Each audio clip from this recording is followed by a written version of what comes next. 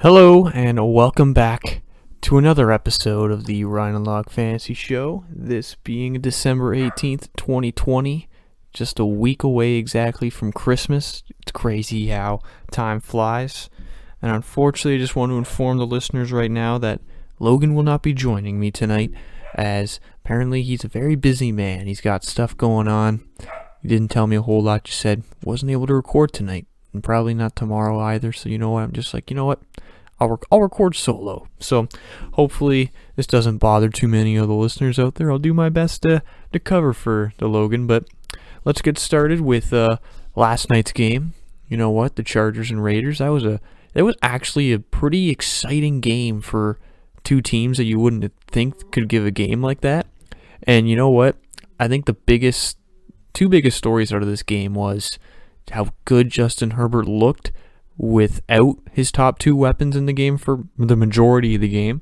He scored 27, basically 28 fantasy points, basically saved his week pretty much in overtime, gave you some bonus points that you were happy to have, especially I'm happy to have in my semifinal matchup of my fantasy playoffs.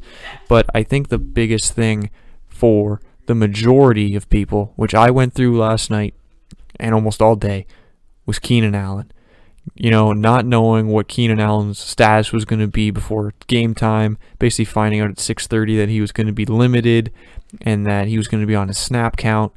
It was one of those things where I rolled the dice and I was like, you know what, Keenan Allen has got me this far. Why not just continue to use Keenan Allen? Because I did pick up Johnson, the wide receiver for the Chargers. And you know what? He scored a touchdown and got roughly about 60 yards. But other than that, it was tough not to go away from Keenan Allen. And I understand the pain that a lot of other people are feeling, like myself, that, you know what? Keenan Allen didn't do what we thought he would do. But it's just part of fantasy sports. And if you have Keenan Allen out there and you're listening to this, just don't give up on your fantasy week. There's still plenty of time. There's games tomorrow and there's games on Sunday that you can still get back in your matchup and you could still overperform with some of your other players. So you know what? Don't let this be the end of your season if you're still alive. So with Thursday kind of wrapped up there, I'm going to cover the Raiders side of the ball a little bit. You know, Derek Carr going out early with grabbing his groin, that was not a good sign right off the hop. And you know what? As watching that game, I thought, you know what? I think the Raiders are done. Without Derek Carr, I wasn't sure what Mariota would look like, and I'm not going to lie, I was genuinely surprised seeing how really good Mariota looked. Mariota, he almost reinvigorated that offense to where Jacobs does what Jacobs does, but he heavily involved Waller in the pass game, and that offense was humming. And it was crazy to see that Mariota, even he was getting a lot of rushing attempts and whatnot. He was looking really, really effective running the football and also passing the football. So I think this is something big going forward for the Raiders. If Derek Carr can't, I don't think he's going to be back next week. That injury did not look good, and that he was out for the rest of the game so quick. I think Mariota's the starting quarterback for the Raiders again. And to be honest, I don't think that's bad for the Raiders. They're not mathematically eliminated from the playoffs, but they're basically knocking on the door of elimination. So I think Mariota is pretty much the guy to pretty much start in your fantasy league. That's if you don't have a good option at the QB position. Because if you had Derek Carr, Marcus Mariota is now the guy to pivot to. He's definitely a guy that could potentially win you a championship round. Obviously, that doesn't help you for this week. But you know what? If you're really desperate a quarterback, and if you make it to the next round, or even if you're playing for position rankings like third, or even if you just want to try to keep on winning, I think Mariota's a guy you could probably look at the waiver wire and probably be pretty happy with. All right, so now with the recap of Thursday night's game out of the way, we're going to move on to our classic segment, Yays and Nays. And even though Logan's not going to be here tonight, he sent me a list of guys that he does believe is going to be Yays and Nays. I looked over them. You know what? I pretty much agree with a lot of them. I did add a few guys myself. And you know what? We're going to start off with the quarterback position. A Yay quarterback of the week. It's going back to the well, going back to Old Faithful, reliable. It's Tom Brady. Tom Brady is just, he's the GOAT. But I think it's more or less that he's just the GOAT. He's going in a GOAT matchup. Going up against the Atlanta Falcons is one of the best matchups you can have as a quarterback or pretty much any offensive player now at this point. And that Bucs offense, it's one of the hardest offenses to predict because you don't know what's going to happen week to week with them. They can look elite like they did against the Green Bay Packers early this season, and then they can fall flat like they did against the Saints. So there's just multiple ways that offense can go, but I think Tom Brady figures it out against the Falcons. Obviously, this is going to be a very tough game to watch for myself as a Falcon fan. It's just going to bring up a lot of PTSD from that Super Bowl, that infamous Super Bowl where, we kind of blew a big lead in that game. I get reminded of this all the time. But you know what? It's just how it goes. But you know what? With Tom Brady, it's one of those things where he's looked, like I've said, he's looked really good all season, like in most games, and then he falls flat others. But the Falcons secondary, he can pick them apart with Mike Evans, Rob Gronkowski, Chris Godwin. I would expect him to be throwing the ball a lot more now that Ronald Jones isn't going to be playing due to COVID, and also the broken finger didn't really help as much either. So I wouldn't expect the run game to be too heavily involved. So I think the passing game is actually going to be the biggest part of that Buccaneers offense on Sunday. All right, moving on to another quarterback that I really like this week, and that is Big Ben.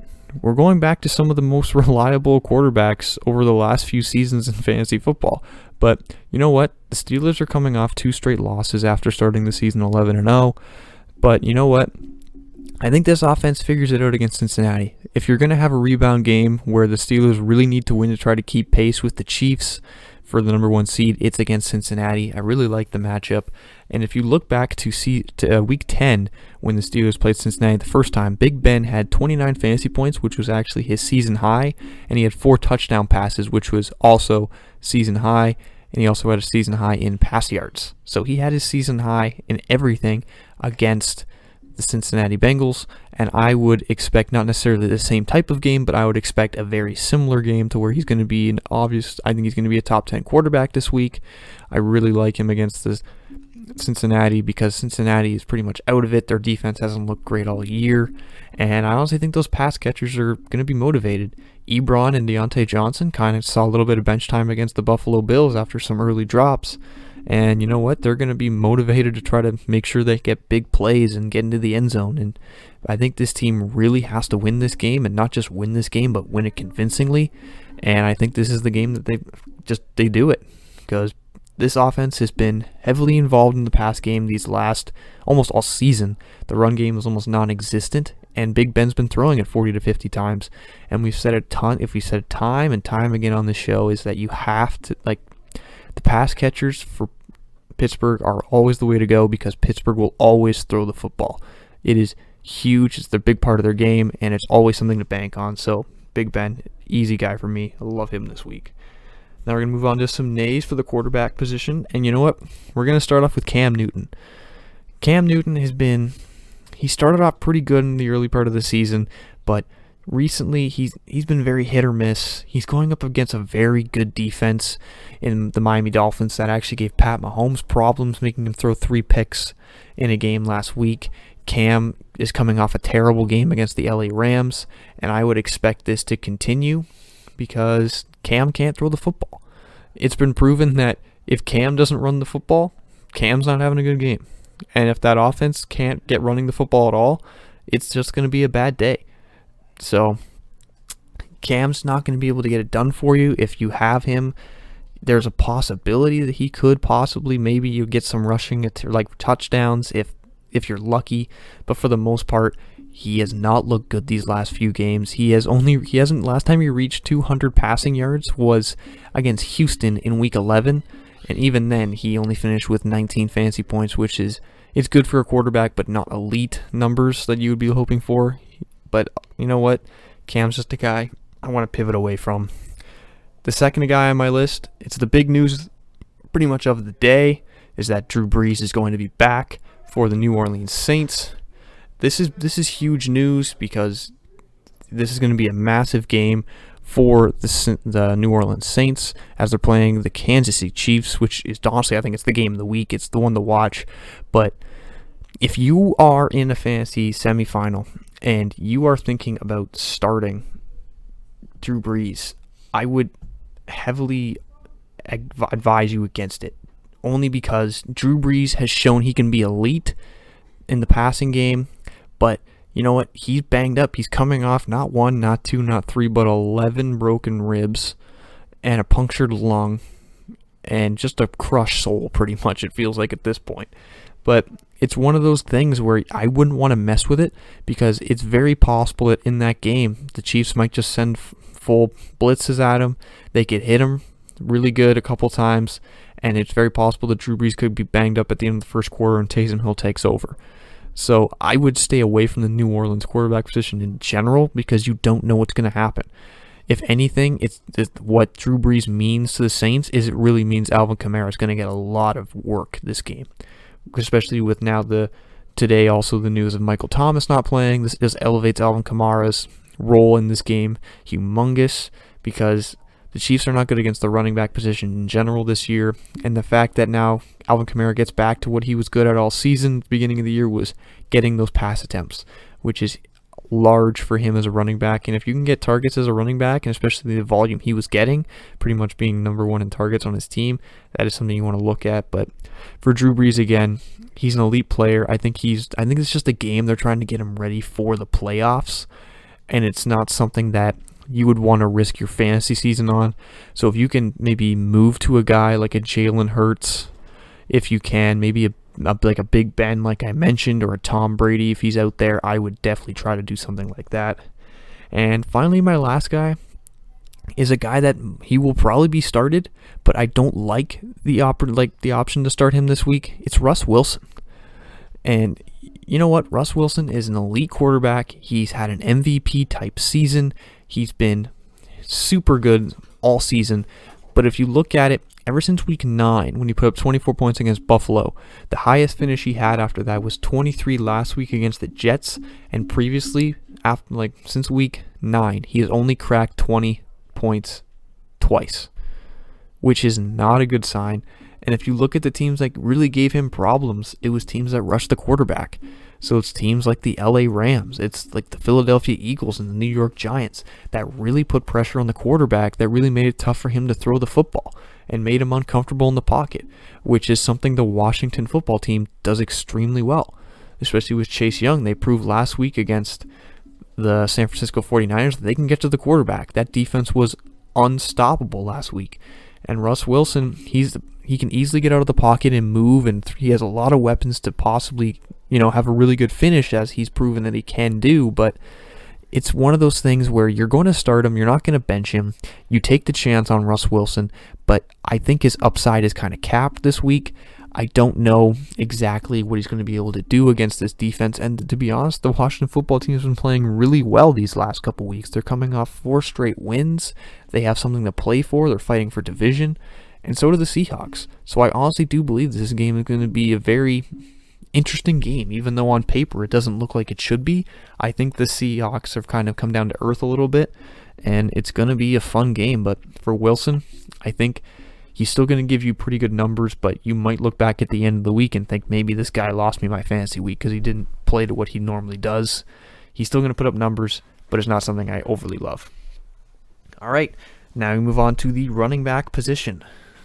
First off, we're going to start off with a guy who blew up last week, and that's Cam Akers of the LA Rams.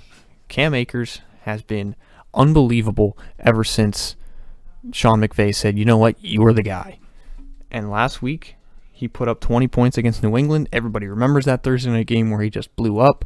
Other than that, you know what? He is officially a set-it-and-forget-it guy.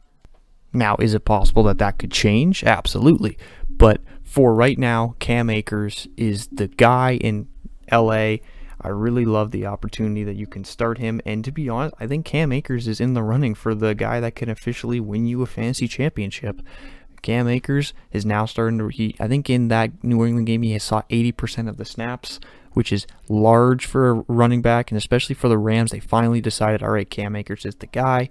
And this week, he gets the Jets. If you're asking for a running back who's going to get the Jets, and a guy who's going to get the majority of the snaps, you want the Jets. Because that game will most likely be out of hand by the third quarter. And what are they going to do for the rest of the game? They're going to run the football. So I'm expecting Cam Akers not to necessarily get 29 rushes again. But look what they did when they were blowing out the Patriots. They still sent Cam Akers out there, not Henderson. they sent out Cam Akers. So that's a good sign. I really like him this week. He's some guy that, you know what, he might even be one of your top running back options that you could have this season. So Cam Akers is an easy yay for me. The next yay that we got on our list is Jonathan Taylor. Jonathan Taylor at the beginning of the season was one of the guys that you looked at, and he probably got drafted really early in your fantasy leagues as a guy that you thought maybe he's not going to start right away, but he's going to start eventually. He's going to be a bell cow guy. And to be honest, he's been very for the majority of the year. He's had games where he's looked elite, and then Frank Reich pulls him out and then starts playing Nyheim Hines. And then, you know what, it's a very confusing backfield. But for the last 2 games, he has been a stud. He has had 20-plus fantasy points in the last 2 weeks. His rushing attempts have gone up both of those games. He's getting targeted in the passing game very little, but he's still getting targeted, which is nice.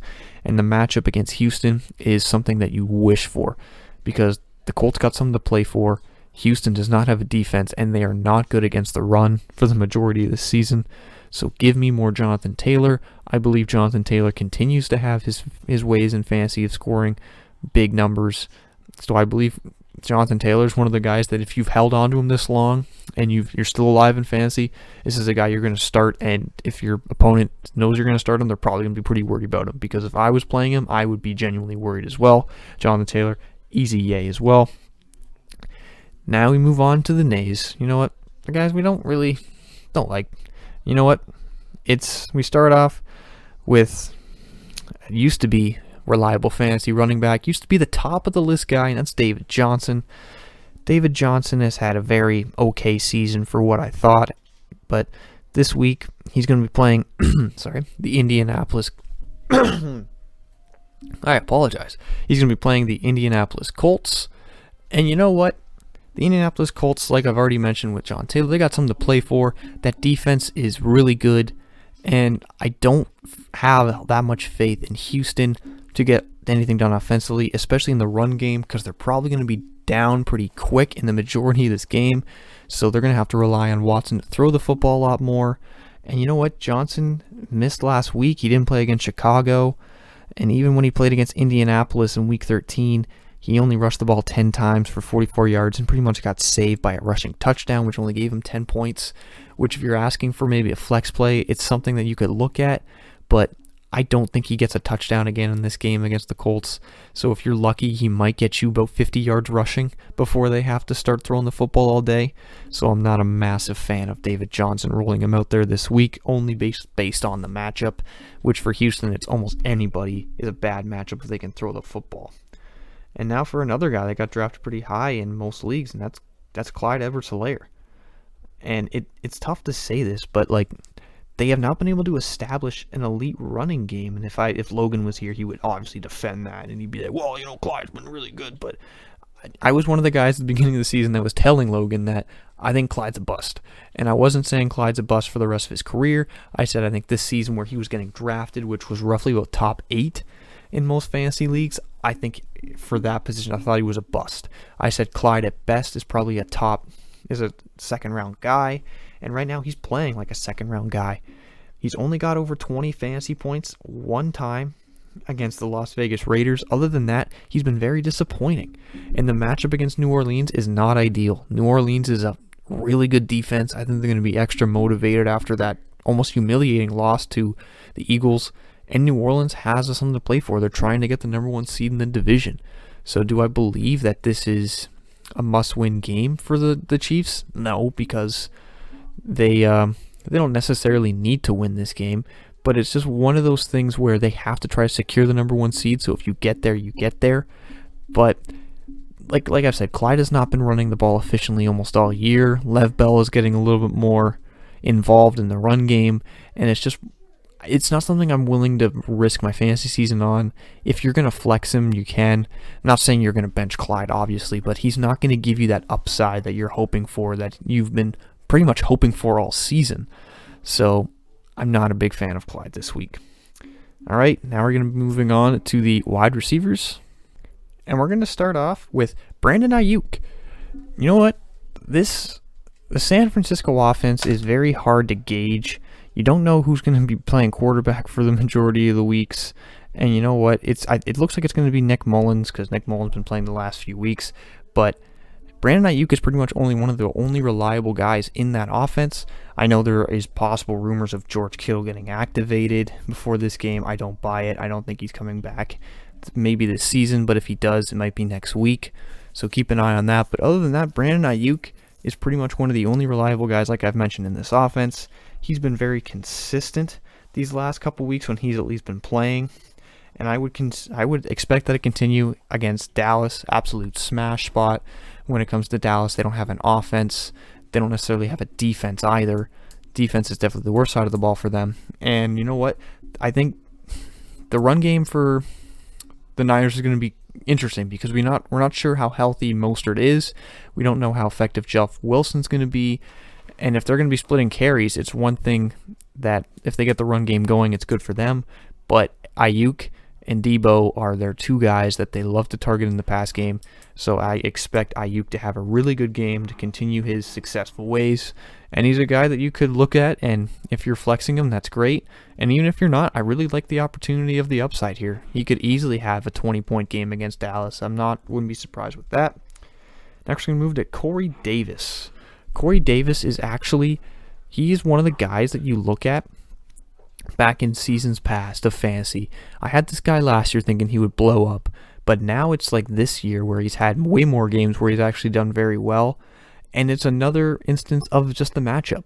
It's against Detroit. Detroit is a very terrible defense, and you know what? It's one of those things where you're willing just to take a chance on it. And I know that at the end of the season, it's pretty much Derrick Henry time for the Tennessee Titans, and they love to run the football, but Corey Davis he's been heavily targeted more than usual. Obviously, A.J. Brown is the number one option on that team when it comes to throwing the football, but he's more of a deep shot guy to where you have Corey Davis is more of an every down kind of will get more volume than A.J. Brown, but A.J. Brown will probably come up with a bigger chunk play and get him a heavier week that way. Corey Davis is another one of those guys that Tannehill's proven he's like to throw the ball to. And like I've said, against Detroit, it's a very good matchup against wide receivers, and I do believe he's going to have a good week. And finally, we go to another guy that I kind of think is going to be it's a dart throw, but I like the opportunity, and it's Darius Slayton. Darius Slayton has not been great the last few weeks, and this play is more of if you have maybe COVID issues or if you have injury issues, because now we have no Michael Thomas, we have no Julio Jones this week, and Keenan Allen has kind of dropped a goose egg for most teams, so a lot of guys are going to be looking for upside players to maybe throw in their lineup that could win them a fantasy week, and I think that could be Darius Slayton.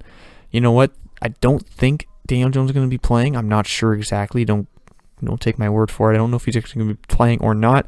And even if he is, if he is playing or if he's not, I think Darius Slayton is a very talented wide receiver against Cleveland, who proved against Lamar Jackson that they can be beat on the deep ball. That game was very high scoring. They ran the ball. That's what they do, but they could throw the football as well. And I do believe that the Giants are going to have to throw the football a lot to stay in a game like this against Cleveland. So Darius Slayton could be heavily targeted, maybe 8 to 10 targets, which would be a really good day for a guy like him. So I think his floor is pretty low, but his upside is what you're looking for. And he could legitimately get you about 15 points on a really good day. It's very possible. So expect that he's going to be very heavily targeted if they're down. That's where you're hoping for. And that's kind of something that you're banking on. I wouldn't really necessarily do it if you don't have to, but if, like I've said, if you lost a guy due to injury or whatever, look at Darius Slayton. I think he could have a blow-up week. Now we're moving on to some nays. And our first nay of the week is DJ Moore. DJ Moore he's one of those guys, he's so talented. He's going to be playing tomorrow against the Green Bay Packers. The Green Bay Packers are not a good defense. They haven't really been all year, but that's mainly against the run. Against the against the pass, I should try to speak proper English if I can. But against the pass, the Green Bay Packers have actually been pretty decent. They're the 27th ranked matchup against wide receivers, according to Yahoo Sports. And that's something that you should look into account. You know, Jair Alexander is going to be the guy that is going to probably be covering DJ Moore. And it's gonna be rough sledding for a guy like him. And to be honest, I think Robbie Anderson is the more go-to guy in that offense. DJ Moore is has blow-up games where he doesn't have blow-up games. He's been consistent some weeks and then he goes off the next. So you're just not sure exactly what DJ Moore you're going to get. I wouldn't trust him against Green Bay, but there is the possibility that they could be down from the get-go. Green Bay's offense has been humming, especially with Devontae Adams. Woot woot, I got that guy in my fantasy team. He could probably carry me to the finals. Let's hope and pray. But you know what? I think Carolina's going to be down early and they're going to throw the ball. So expect guys like Robbie Anderson and DJ Moore to be heavily involved in the pass game if the game script goes bad for them. But for the most part, I think I would rely a lot more on Robbie than I would DJ Moore. DJ Moore is just more hit or miss. I don't really like the opportunity, especially if Jair Alexander is going to be guarding him for the majority of the game. That's a no-go for me. And now for the last guy on the wide receiver list for us is Jerry Jeudy. Jerry Jeudy as a rookie, he's played very well. But let's just say these last 5 to 6 weeks have just been rough sledding for a guy like him. He had a really good game against Atlanta week 9, but other than that, he's only reached double-digit fantasy points once, and that was one other time that was against the Jets, and especially against a team like Buffalo. They've been playing really good defensively, and that offense for Denver has just looked terrible. I know this is not a bold claim for yays and nays, but it's not a good look for Jerry Jeudy. I would pivot away. If you were relying on Jerry Jeudy, I don't really like that for you. If there's better options out there. If you can get a guy like a Russell Gage, especially with no Julio Jones, I would take that. If you can get a Darius Slayton, like I've already mentioned, I would get a guy like him.